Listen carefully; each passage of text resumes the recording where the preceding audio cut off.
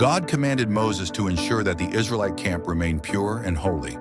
Those who were ceremonially unclean due to skin diseases, discharges, or contact with the dead were to be sent outside the camp until they were cleansed.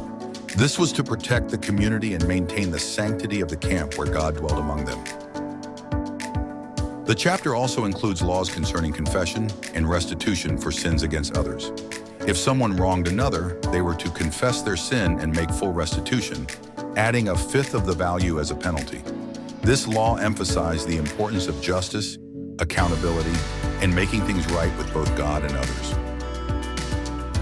Numbers 5 ends with a detailed ritual for determining the guilt or innocence of a wife accused of unfaithfulness. This ritual, though difficult to understand from a modern perspective, was designed to resolve disputes and maintain the sanctity of marriage in the community.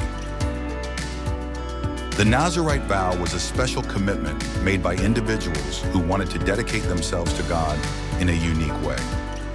Those who took the vow abstained from wine, avoided cutting their hair, and avoided contact with dead bodies.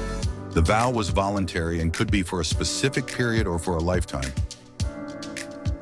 Numbers 6 concludes with the famous priestly blessing, which God instructed Aaron and his sons to pronounce over the Israelites.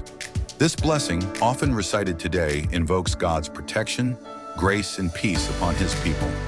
The Lord bless you and keep you. The Lord make his face shine on you and be gracious to you.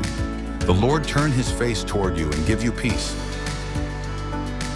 After the tabernacle was set up, the leaders of each tribe brought offerings for its dedication.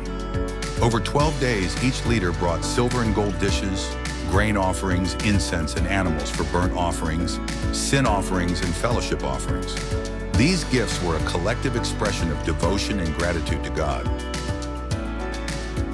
The chapter concludes with Moses entering the tent of meeting, where he heard the voice of God speaking to him from above the atonement cover on the Ark of the Covenant. This emphasizes the intimate communication between God and his chosen leader, guiding the people on their journey.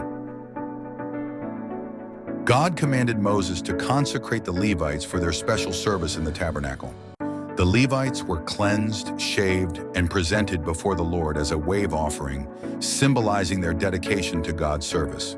They replaced the firstborn males of Israel, who were originally set apart for God. The Levites were to begin their service at the age of 25 and retire at 50, after which they could assist but not perform the primary duties. This ensured that the tabernacle was always served by those in their prime strength. God instructed the Israelites to keep the Passover at its appointed time, 1 year after their departure from Egypt. Those who were ceremonially unclean or away on a journey were allowed to celebrate the Passover 1 month later, ensuring that everyone could participate in this critical remembrance of God's deliverance. God's presence was manifested as a cloud by day and a pillar of fire by night above the tabernacle. When the cloud lifted, the Israelites set out, and when it settled, they camped. This guidance continued throughout their journey, showing that they were to move and rest according to God's direction.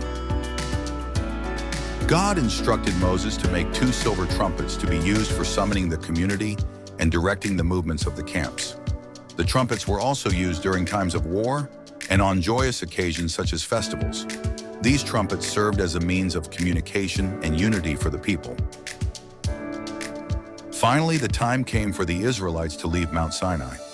After nearly a year at the mountain, the cloud lifted, and the people set out in order. The Ark of the Covenant led the way, symbolizing God's presence going before them. The chapter ends with a prayer from Moses. "Rise up, Lord. May your enemies be scattered.